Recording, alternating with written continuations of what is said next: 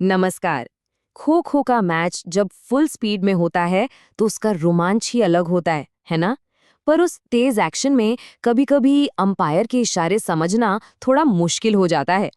तो आज हम खो खो के हर एक सिग्नल को डिकोड करेंगे ताकि अगली बार जब कोई मैच देखे तो खेल की हर एक बारीकी एकदम साफ समझ आए।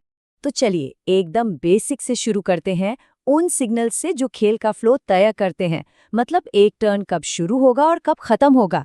ये बहुत जरूरी संकेत हैं और इन्हें टाइम कीपर देता है। अब यहाँ पर सीटी की आवाज में जो फर्क है उस पर ध्यान देना होगा। देखिए, जब टर्न शुरू करना होता है तो टाइम कीपर पहले एक लंबी सीटी बजाता है और उसके ठीक बाद एक छोटी सीटी। जैसे ही वो छोटी सीटी खत्म होती है, खेल शुरू। और जब टर्न खत्म होता है तो बस एक ही लंबी सीटी बजती है जो तेज आवाज से शुरू होकर धीरे धीरे शांत हो जाती है। एकदम साफ अंतर है ना? ओके, तो गेम के स्टार्ट और स्टॉप को तो समझ लिया। अब आते हैं असली एक्शन पर, यानी अंपायर के वो बड़े फैसले जो खेल के बीच में लिए जाते हैं और जो आप जानते हैं पूरे मैच का पासा पलट सकते हैं। आउट का सिग्नल तो एकदम क्रिस्टल क्लियर होता है। एक जोर की सीटी बजेगी और अंपायर अपनी उंगली सीधी ऊपर उठा देगा, सिंपल। लेकिन नॉट आउट का सिग्नल थोड़ा अलग है। इसमें कोई सीटी नहीं बजती। अंपायर सिर्फ अपनी बाहों को छाती के सामने क्रॉस करके खोलता है। इसीलिए जब कोई क्लोज कॉल हो तो सिर्फ सीटी का इंतजार नहीं करना है, अंपायर के हाथों पर भी नजर रखनी पड़ती है। अच्छा, एक और तरह का आउट होता है जिसे ग्राउंड आउट या रिटायर्ड आउट कहते हैं। ये तब होता है जब कोई खिलाड़ी मैदान के बाउंड्री से बाहर चला जाता है। अब इसमें भी सीटी तो वही आउट वाली जोरदार बजती है, पर सिग्नल बिल्कुल अलग है। अंपायर अपने दोनों हाथों को कंधों के ऊपर से पीछे की तरफ इशारा करते हुए बताता है कि प्लेयर बाउंड्री के बाहर गया है।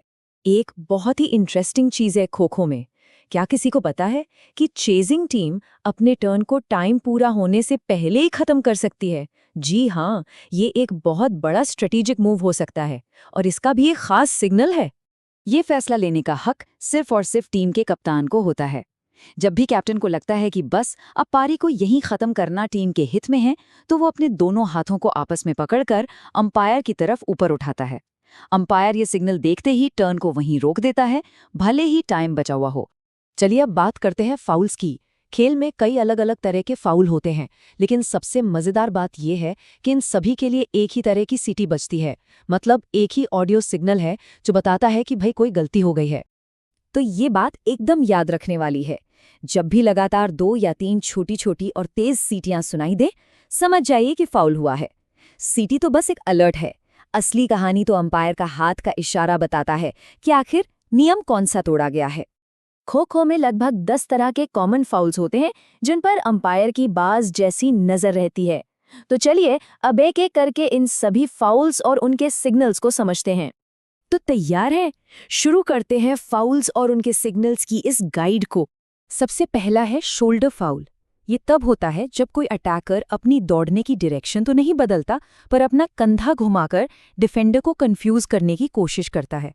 ये अलाउड नहीं है। अंपायर इसका सिग्नल कैसे देता है? पहले वो अपने अंगूठे से कंधे की तरफ इशारा करता है और फिर हाथ से सही डायरेक्शन बताता है।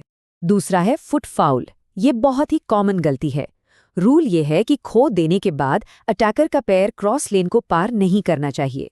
अगर पैर लाइन के पार गया तो अंपायर सीधे नीचे जमीन की तरफ पैर और लाइन की ओर इशारा करके फाउल दे देता है। तीसरा है सेंट्रल लेन को क्रॉस करना। एक अटैकर सेंट्रल लेन को पार नहीं कर सकता। अगर उसका पैर लाइन के दूसरी तरफ चला गया तो ये फाउल है। इसका सिग्नल भी बहुत साफ है। अंपायर अपने हाथ से अपने शरीर के सामने एक स्वीपिंग मोशन करता है, जैसे हवा में वो लाइन खींच रहा हो।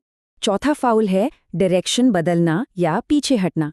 देखिए, एक बार अटैकर ने एक दिशा में दौड़ना शुरू कर दिया तो वो सीधे एंड लाइन पर बने फ्री जोन में पहुंचकर ही मुड़ सकता है।